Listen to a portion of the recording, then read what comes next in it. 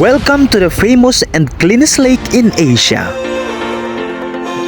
Mga kabuha Intremes, tara't samahan ninyo kami na puntahan ang pinakasikat na lake sa buong Asia. Bago pa man sumikat ang araw, nagtungo na kagad kami sa palengke para sa aming mga pagkain. Kailangan kasi na sariwa at malinis ang pagkain para sa ating mga guest. Ika nga, your safety is our priority.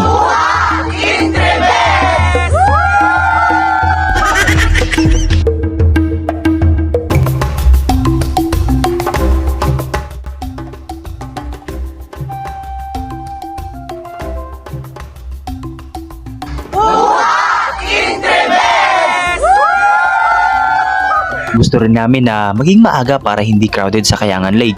Best time to go in that place is early in the morning and sa hapon para konti lang ang tao at mas ma-enjoy natin ang pamamasyal. Sa bangka na rin tayo magluluto ng pagkain para mainit-init pa pag hinain natin sa mga guest. From Coron loading area, it takes 20 to 30 minutes patungo sa Kayangan Lake.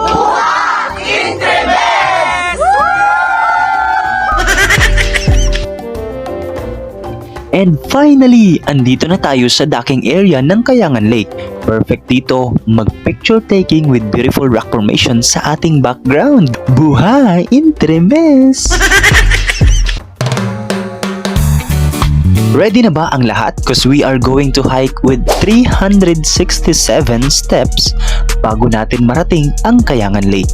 Just a few reminders. No life jacket, no swimming. It's mandatory. Bring your camera, a bottle of water. And before we leave, double check lahat ng gamit natin.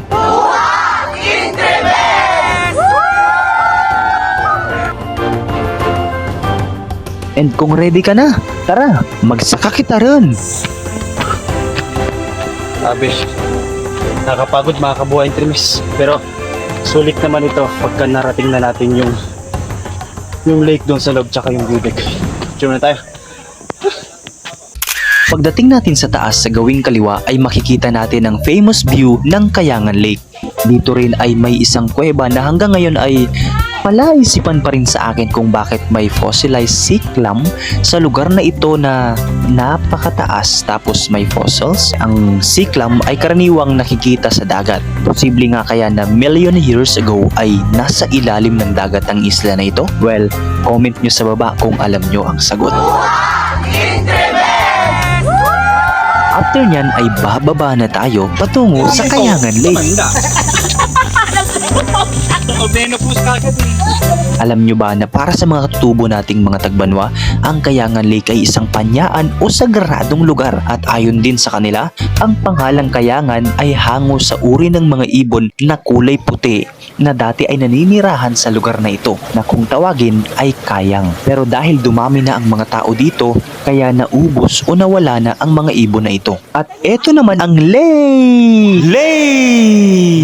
Wow! Ang ganda, sa sobrang ganda, parang ayaw mo nang umalis. So relaxing!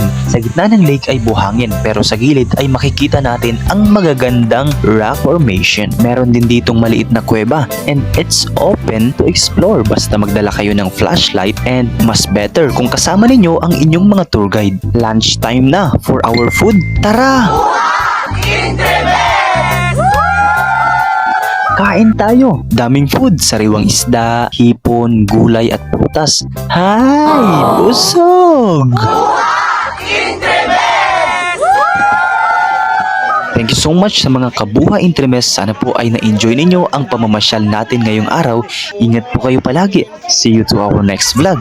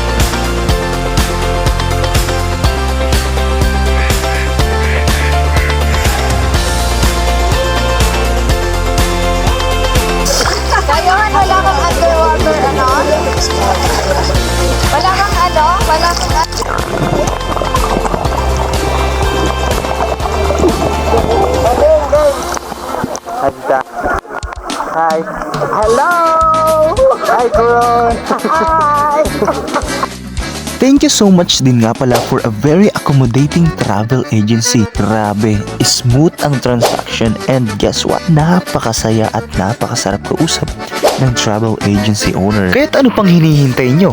Tara na, sa Coron, Palawan. Sa Coron, Palawan. Mandei buscar o bagual chucro, compadre. Quero mostrar como toma a vida. Quero dar tiro no laço dedo. Me criei fazendo isso na vida. Também fui criado chucro. Why did you choose Coron, Palawan? Why did I choose it?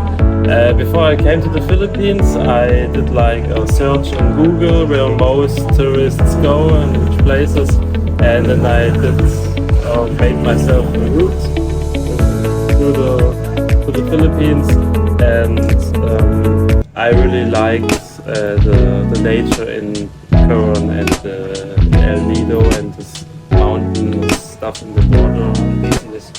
Yeah, the islands. Sweet. Nice and friendly. Yeah. Okay. Nice. Sorry, where are you from? Germany. Oh, Germany. Yeah. Have a good night and enjoy the rest of your days to stay here. Nice to meet you.